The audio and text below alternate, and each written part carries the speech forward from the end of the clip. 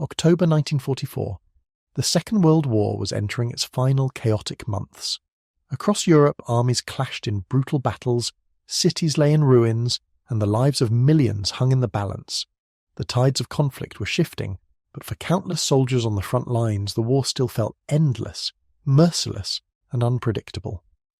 Among those caught in the whirlwind of history were thousands of German soldiers, battle-weary, demoralized, and increasingly aware that the end of the conflict would bring not just victory or defeat, but an uncertain and potentially perilous future. For these men, surrender was far from simple. Rumours travelled faster than armies, and stories from both the front lines and the home front painted a grim picture. Reports of harsh treatment, starvation, and abuse in Allied prisoner-of-war camps had spread like wildfire. Many soldiers imagined the worst: endless marches through mud and snow, meagre rations barely enough to sustain life, overcrowded barracks where disease and despair thrived, and guards who viewed them not as human beings, but as enemies worthy of contempt or punishment. Fear and anxiety gripped their hearts, and for some, the thought of capture seemed almost worse than the possibility of dying on the battlefield. Yet the reality they would face was often far different, and in ways that would surprise many. Allied camps, particularly those operated by the British and Americans, adhered closely to the rules of war as outlined by the Geneva Convention. These were not chaotic prisons designed solely for punishment. Instead, they were structured, organized communities where human life was recognized and the basic dignity of prisoners was maintained.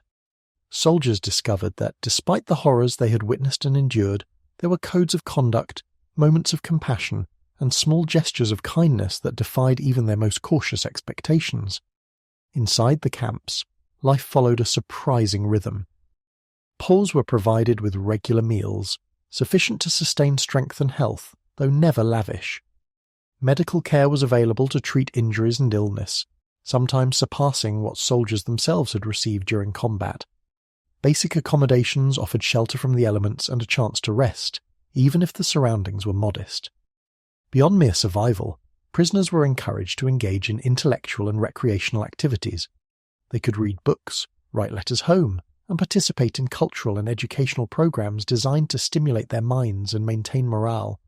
Sports, music, and theatre became important outlets for creativity and emotional relief, helping men maintain their humanity in the midst of confinement. During the holiday season, these measures took on a profound significance. Christmas, in particular, became a moment of unexpected warmth. Red Cross parcels brought festive treats, small gifts, and reminders of home. Prisoners decorated their barracks, shared songs and performances, and even experienced moments of shared celebration with the very soldiers who guarded them. In those fleeting hours, fear and tension gave way to cautious relief, camaraderie, and a sense of normalcy in an otherwise uncertain world. These experiences left lasting impressions on many POWs. They challenged long-held beliefs about the enemy and revealed that even in the context of global conflict, empathy, respect, and human decency could endure. Soldiers who had prepared themselves for cruelty found themselves confronted with compassion. They came to understand that even behind barbed wire, moments of kindness, fairness, and dignity were not only possible, but real. In this video, we will journey deep into the lives of German POWs during the closing chapters of the Second World War. We will explore their fears, their daily routines, and the surprising ways in which the Allies treated them, not as faceless enemies, but as human beings. From their first uncertain steps into the camps to the unexpected celebrations of Christmas behind barbed wire, we will uncover a story rarely told, a story of survival, empathy, and the resilience of the human spirit even amidst the darkest of times. By examining these experiences, we gain not only a glimpse into the day-to-day lives of soldiers on the losing side of one of history's most devastating conflicts, but also a deeper understanding of how acts of compassion, respect, and humanity can leave a lasting mark even when the world itself seems defined by destruction and violence. It is a story that challenges our assumptions, broadens our perspective, and reminds us that even in war, the human heart can endure, persevere, and sometimes shine brightly against the shadows of fear and despair. The journey from the battlefield to captivity was long, uncertain, and often grueling for German soldiers. Many had been entrenched on the front lines for months or even years, enduring relentless combat, freezing winters, sweltering summers, hunger, exhaustion, and the constant threat of death. When surrender became inevitable, they were faced with yet another ordeal, the unknown journey into the hands of their captors. For many, the path to captivity began on crowded trucks, rattling trains, or forced marches on foot, sometimes covering dozens of miles. Soldiers were exhausted, their uniforms torn, their boots worn through, and their minds weighed down by fear and uncertainty. Each step brought the haunting question, what awaited them at the end? Rumours and stories from comrades who had already surrendered spread like wildfire. Whispers of filthy, overcrowded barracks, minimal food, harsh punishments, and even executions filled their minds. The fear of captivity sometimes surpassed the fear of combat itself, turning the very act of surrender into a psychological battlefield. Yet, when the German POWs finally arrived at the Allied camps, the reality often defied expectation.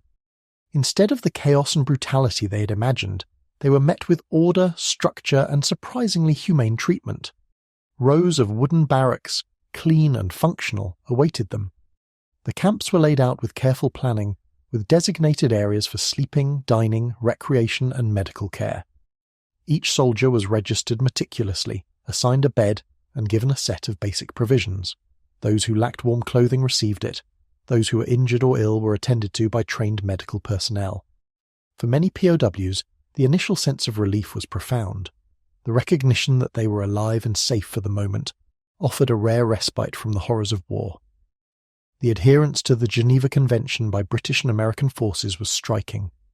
Rules governing the treatment of prisoners were clearly communicated, and guards were trained to enforce discipline without cruelty. POWs slowly realized that the rumors of mass brutality, starvation, and random punishment were largely exaggerated. Their captors did not see them simply as defeated enemies to punish, but as individuals to manage within an organized system. It was a revelation that challenged everything many soldiers had been taught about their opponents and the expected consequences of surrender. Food, one of the most immediate and tangible indicators of this unexpected humanity, quickly became a symbol of hope. Whereas German soldiers had often survived on meagre rations, scavenged scraps, or monotonous field provisions, the camps offered warm, regular, and balanced meals. Fresh bread, meat, vegetables, and even occasional treats became a daily reality. Red Cross parcels packed with chocolate, canned goods, and small comforts further supplemented their diet. For men who had endured weeks or months of near starvation, these meals were almost miraculous, restoring strength and providing a sense of dignity long denied on the battlefield. The arrival at the camps also marked the POWs' first direct encounters with Allied guards. Suspicion and fear were natural, but over time soldiers noticed subtle differences that eased their tension. Guards were professional, often courteous, and rarely abusive. Small gestures, a kind word, assistance in understanding camp rules, or even a shared joke, helped transform fear into cautious trust.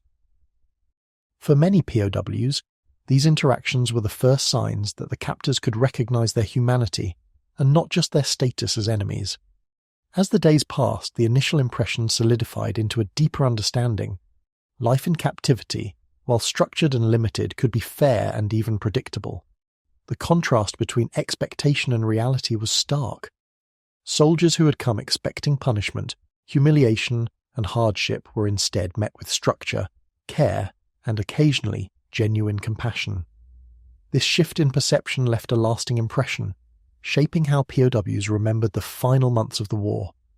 Beyond mere survival, the first days in the camps allowed POWs to regain a sense of control and dignity. They could organize themselves, maintain personal hygiene, write letters home, and even begin to process the shock of defeat. The humane treatment they received created an environment where hope, however cautious, could take root. In the next section, we will delve into the daily life of German POWs, the routines, small surprises, and human moments that continued to challenge their assumptions about captivity. From the mundane rhythms of camp life to unexpected gestures of kindness, these experiences reveal a side of the war often overlooked, a world behind the barbed wire where humanity, empathy, and resilience endured despite conflict. Life in the camps was not without its challenges. For the German POWs, captivity meant the loss of freedom, the strict imposition of rules, and the abrupt end of their lives as soldiers on the front. Yet, as the days and weeks passed, many began to notice something entirely unexpected. Life behind barbed wire was far from the nightmare they had imagined, and in some ways it provided a sense of stability and safety they had not known in months or even years of combat. One of the first things that caught the prisoners off guard was the food. Meals, a constant worry on the front lines, were now regular, warm, and surprisingly nourishing. Soldiers who had scraped by on meagre rations, often just bread, potatoes, or thin soups, suddenly found themselves with full meals that included fresh bread, meat, vegetables, and on special occasions desserts. The consistency of food was reassuring, and for many it was the first time in months that they could eat without fear of scarcity. Red Cross parcels added an extra touch of humanity. They were carefully packed with chocolate, canned goods, and even letters from home. For POWs, opening one of these parcels was more than just a meal. It was a connection to the world they had left behind, a reminder that they were not forgotten, even in captivity. Medical care, too, exceeded expectations. Doctors and nurses were on hand to treat wounds, illness, and exhaustion. Soldiers who had gone weeks or months without proper care, often relying on field medics in chaotic conditions, were astonished by the efficiency and compassion of their captors. Minor injuries were treated quickly. Chronic ailments were monitored, and vaccinations and preventive care were administered to keep disease at bay. For many prisoners, this consistent medical attention was a revelation, a stark contrast to the harsh, often improvised care they had endured during wartime. The daily routines within the camps were structured, yet humane. Guards enforced rules diligently, but brutality was rare. Prisoners were expected to maintain cleanliness in their quarters, attend roll calls and follow regulations, but these requirements were imposed to maintain order rather than as a form of punishment. Cooperation and adherence to camp rules were met with fairness, and in some cases small rewards or privileges. This structured environment provided a sense of predictability, which many soldiers, coming from months of chaos on the battlefield, found comforting. Beyond survival, the camps offered opportunities for intellectual and emotional nourishment. Libraries stocked with books, newspapers, and writing materials allowed POWs to read, write letters, or even study subjects that had been impossible to pursue during the war. Education programs, often organized by the prisoners themselves or with the guidance of the camp administration, enabled soldiers to learn new languages, explore scientific concepts, or engage in vocational training, giving them a sense of purpose and mental stimulation. Sports and games were encouraged, helping prisoners maintain physical fitness, alleviate stress, and foster camaraderie. Some camps even organized theatrical performances, musical concerts, or art projects, allowing prisoners to express creativity and connect with one another in meaningful ways. Small gestures of kindness also had an enormous impact. Guards would sometimes offer extra food during particularly harsh winters, or assist prisoners struggling with health issues. POWs who displayed initiative, diligence, or leadership in camp tasks could earn privileges, such as additional recreational time, improved bedding, or access to special parcels. For men who had expected cold indifference or cruelty, these moments of consideration were profoundly moving, reshaping their perception of the people they had feared and often despised as their enemies. As weeks turned into months, these experiences began to foster a subtle but profound shift in perspective. German POWs started to see their captors not as faceless enemies intent on punishment, but as human beings acting with professionalism, empathy, and sometimes even genuine concern. Reliable food, proper medical care, structured routines, and small acts of kindness created an environment that promoted stability, physical recovery, and perhaps most importantly, psychological resilience. Soldiers began to regain a sense of dignity and personal agency that had been eroded by the chaos of combat. Yet perhaps the most striking and memorable moments came during gestures of shared humanity. Moments that transcended the political and military realities of war. As Christmas approached, the prisoners encountered traditions and celebrations that seemed almost surreal. Expectations of cold indifference and harsh punishment gave way to warmth, compassion, and even festivity. The camps were adorned with simple decorations, candles were lit, and communal meals were organised to provide comfort and connection. POWs were invited to participate in cultural events, sing carols and share food, creating fleeting but powerful memories of joy and camaraderie. For soldiers who had anticipated only hardship and cruelty, these experiences were transformative. They revealed that, even in the darkest chapters of war, humanity could persist. Acts of kindness, shared celebration, and attention to the well-being of prisoners created an atmosphere in which fear could be replaced, however temporarily, by hope and gratitude. These moments would linger in the memories of POWs long after the war ended, shaping their understanding of compassion, morality, and the complex nature of human conflict. In the next section, we will delve deeper into the Christmas celebrations inside the camps, a time when fear and uncertainty were replaced by laughter, shared meals, and the fragile but enduring spirit of hope. We will explore how these extraordinary moments of connection and goodwill challenged assumptions, strengthened bonds, and offered a glimpse of humanity amidst the backdrop of one of history's deadliest conflicts. As December approached, the chill of European winter settled across the POW camps. Frost clung to barbed wire, snow covered the barracks roofs, and the ground was frozen hard beneath the soldiers' boots. Outside, the world seemed cold, bleak, and unwelcoming, a stark reminder that the war, though nearing its end, was far from over. Inside the camps, however, a different kind of warmth began to take hold. A warmth not born of fire or comfort, but of compassion, tradition, and the enduring human desire to celebrate, even in the shadow of captivity. For the German POWs, Christmas was a time of profound longing. Separated from families and friends, isolated from the familiar rhythms of home, and burdened by the trauma of combat, the soldiers carried both nostalgia and anxiety. Memories of family gatherings, festive meals, and candle-lit trees from years past filled their minds, creating a bitter-sweet ache. Yet within the Allied camps, something remarkable occurred. The men were offered an acknowledgement of their humanity, a rare gesture of kindness from those they had regarded as enemies. In British and American camps, commanders and administrators made deliberate efforts to ensure that the holiday season could be observed in meaningful ways. Red Cross parcels, which arrived regularly, were transformed into symbols of cheer. Soldiers discovered treats such as chocolate, dried fruits, preserved meats, and other delicacies, items that were scarce during their long campaigns at the front. For many, these parcels were more than just food. They were tangible connections to the world beyond the camp gates, a taste of home that stirred memories of family tables and festive gatherings. Camps were also decorated in modest but heartfelt ways. Paper ornaments hung from ceilings, candles were placed in windows, and small trees, sometimes crafted from twigs or scraps of wood, brought the faint sparkle of festivity into the stark utilitarian spaces. Prisoners took great care in these decorations, investing creativity and effort to honour traditions they feared they might otherwise forget.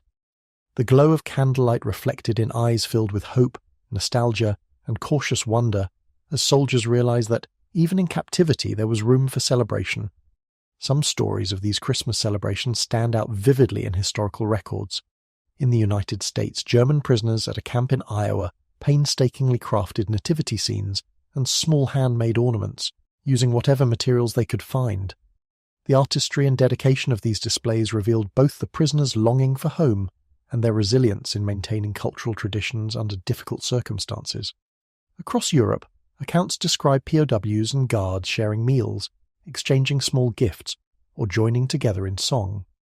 German soldiers would sing carols from memory, while guards sometimes responded with their own festive tunes. These shared moments, fleeting as they were, created bonds of mutual respect and understanding, a glimpse of humanity that transcended the immediate divisions of war. Even amidst the broader chaos of conflict, similar moments emerged on the battlefield. The Christmas truce in the Ardennes during the winter of 1944, for example, saw German and American soldiers in temporary proximity, engaging in exchanges of conversation, shared food, and simple gestures of goodwill. Though short-lived and informal, these interactions demonstrated the power of shared human experience, showing that even in the midst of bloodshed, empathy and connection could endure. For the POWs, these experiences were profoundly transformative. soldiers who had arrived with expectations of punishment, deprivation, and harsh treatment were confronted instead with generosity, respect, and a cautious sense of joy. A warm meal, a decorated room, a shared song, or conversation. Each small act reminded them of life beyond captivity, of loved ones waiting at home, and of the humanity that war often seeks to suppress. The significance of these Christmas celebrations extended far beyond mere festivity. They provided psychological relief, boosted morale, and helped prisoners cope with the uncertainty and monotony of camp life.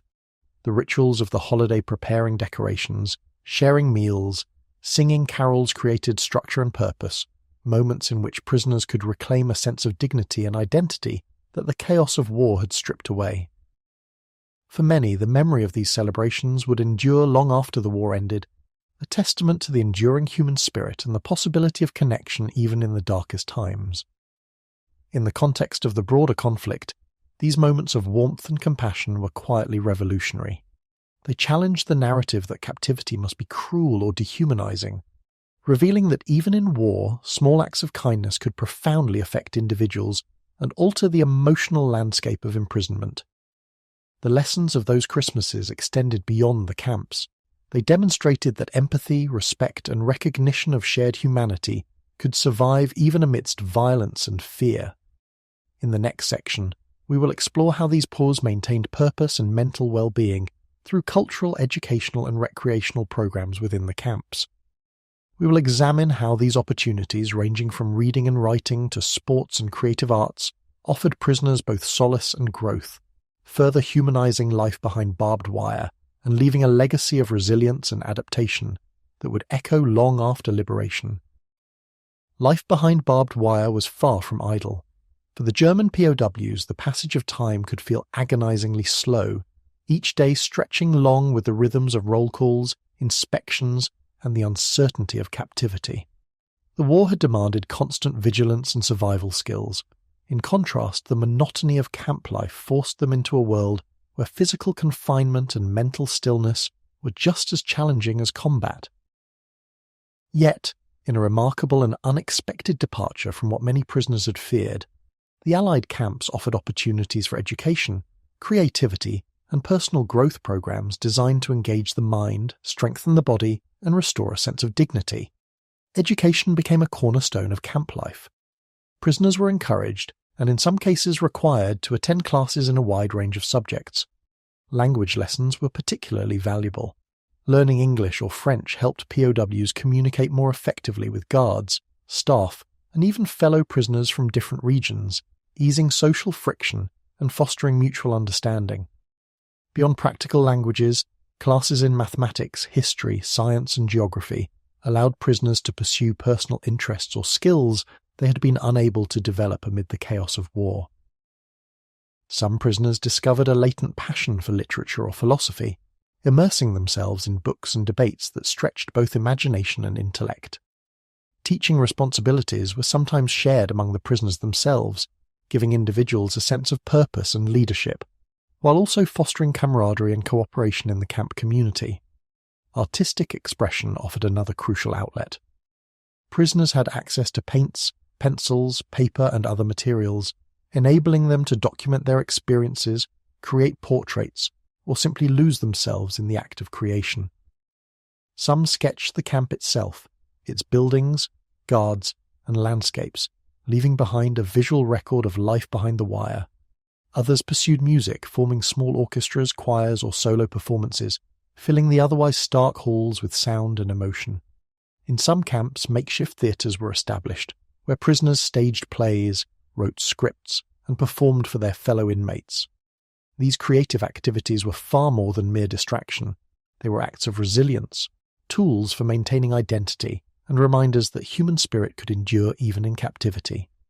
Music, theatre, and art allowed prisoners to reclaim a piece of their own humanity in a situation where it had often felt stripped away. Physical activity and sports were also heavily encouraged, not only for health, but for morale. Soccer matches, volleyball, track events, and other athletic competitions became central to daily life. These activities offered exercise, camaraderie, and a sense of normalcy that had been absent for months or years on the battlefield. matches between prisoners and occasionally between POWs and guards fostered interaction and mutual respect. Friendly rivalries allowed prisoners to channel energy constructively, to build teamwork, and to experience the thrill of accomplishment and competition once more. For men who had endured constant fear and exhaustion, the simple joy of running across a field, kicking a ball, or laughing with fellow prisoners was an unexpected but powerful balm. Beyond their practical and recreational benefits, these educational, artistic, and athletic programs carried profound symbolic significance. They revealed that the Allies recognized the prisoners not merely as captives, but as human beings with intellect, creativity, and emotional needs. These initiatives emphasized respect over punishment, engagement over dehumanization. They demonstrated that even in the midst of global conflict, empathy and structured care could coexist with military necessity. Prisoners slowly realized that they were being treated with consideration, that their personal growth and well-being were valued, and that cooperation, discipline, and curiosity could bring tangible rewards. For the German POWs, the experience was transformative. They had arrived with expectations of harsh treatment, deprivation, and relentless oversight, yet they found themselves challenged, engaged, and, in many cases, inspired. Daily routines, educational lessons, artistic creation, and physical activities provided purpose and structure. They offered prisoners a sense of agency in an otherwise controlled environment, and over time, these opportunities fostered resilience, hope, and even moments of genuine joy. A soldier who could teach a class, compose a piece of music, or score a winning goal discovered that life behind barbed wire did not have to mean the total erosion of self-worth or spirit. These programs also had a lasting impact on the prisoners' perceptions of their captors. Initial fear and suspicion gradually gave way to respect, and even gratitude, as the POWs witnessed the deliberate care with which the Allies balanced security with humanity. The gestures, sometimes small, sometimes grand, demonstrated that compassion could exist alongside authority, that civility could survive the brutality of war, and that kindness could be extended even to those who had once been viewed as the enemy. In many ways, these opportunities for growth, learning, and expression became a lifeline for prisoners. They reminded the men that life, even in captivity, could have meaning, and that dignity and creativity were not casualties of war but tools for survival. These lessons would stay with them long after liberation, influencing how they viewed the world, their enemies, and themselves in the post-war era. In the next section, we will examine the reflections and aftermath of captivity, how these experiences shaped the German POWs' views of the Allies, influenced post-war reconciliation, and left enduring lessons about humanity, empathy, and the surprising capacity for kindness, even in the darkest chapters of history. As the war drew to a close in 1945, the German POWs faced a new and uncertain reality. For many, the battlefields of Europe were behind them, but the echoes of gunfire, destruction, and loss lingered in their minds. Months, or even years, behind barbed wire tested not only their physical endurance, but also their emotional resilience. They were far from home, unsure of the fates of their families, and carrying memories of comrades lost and cities reduced to rubble. Yet for those who had experienced the surprisingly humane conditions of Allied camps, a complex mixture of relief, gratitude, and deep reflection began to take hold, a reflection that would shape the rest of their lives. The treatment the POWs received challenged their most deeply held assumptions about the enemy. For months, fear had dominated their expectations. They had imagined cruel, vindictive guards, starvation diets, and harsh punishments meted out with little thought or mercy. Instead, they encountered a different reality. The Allied camps, particularly those run by the British and Americans, operated with a combination of discipline, structure, and compassion that many prisoners had never anticipated. They were provided with regular meals, proper medical care, and opportunities to engage in education, recreation, and cultural activities. Even small acts of kindness, an extra loaf of bread during the winter, a warm word from a guard, a shared joke or a moment of conversation, stood in stark contrast to the fears that had accompanied them to captivity. These gestures, while seemingly minor, had a profound psychological effect, gradually transforming apprehension into cautious trust. The impact of these experiences on the POWs was both immediate and enduring. Many soldiers recalled moments of shared humanity with remarkable clarity. Christmas celebrations, when prisoners were allowed to decorate their barracks, receive Red Cross parcels, or even share meals with guards, became etched in memory as symbols of hope and resilience. Music and theatre performances offered a temporary escape from the monotony and anxiety of camp life, providing creative outlets that nourished the mind and spirit. Sports competitions fostered camaraderie, teamwork, and friendly rivalry, giving prisoners a sense of agency and normalcy amid the confinement. Even the routine interactions with guards, carried out with fairness and professionalism, revealed a human side to the enemy that contrasted sharply with the brutal images of war they had carried in their minds. These experiences extended beyond personal memory to shape a broader perspective. For many former POWs, their treatment in Allied camps became a model for post-war reconciliation. Returning home, they carried with them not only the relief of survival, but also a more nuanced understanding of those who had captured them. The men who had once seemed like faceless adversaries were revealed to be human beings, performing a difficult duty under the pressures of wartime circumstances. This recognition helped reduce resentment and bitterness, laying the groundwork for a more cooperative and understanding post-war Europe. In subtle ways, these POWs became witnesses to the potential for empathy and ethical conduct, even amid the chaos and devastation of conflict. The experiences of German prisoners also underscored the enduring importance of rules, ethics, and compassion in wartime. The Geneva Convention, often considered a set of abstract international guidelines, came to life in the daily routines and practices of the camps.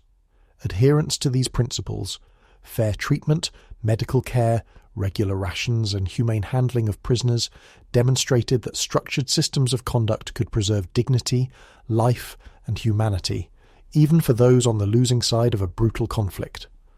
The POW camps became a testament to the idea that war need not strip individuals of basic human rights, and that restraint, fairness, and kindness were not signs of weakness, but of moral strength. Ultimately, the story of these German POWs highlights the duality of war. The capacity for immense destruction exists alongside moments of profound humanity.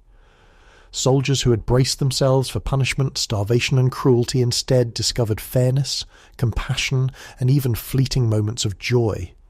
They witnessed celebrations that reminded them of home, experienced acts of empathy that restored faith in human decency, and formed connections that transcended the enmity of national allegiances. These experiences offered not only physical survival, but emotional sustenance, reinforcing the resilience of the human spirit in extraordinary circumstances. The legacy of these POWs' experiences extends far beyond the immediate context of the camps.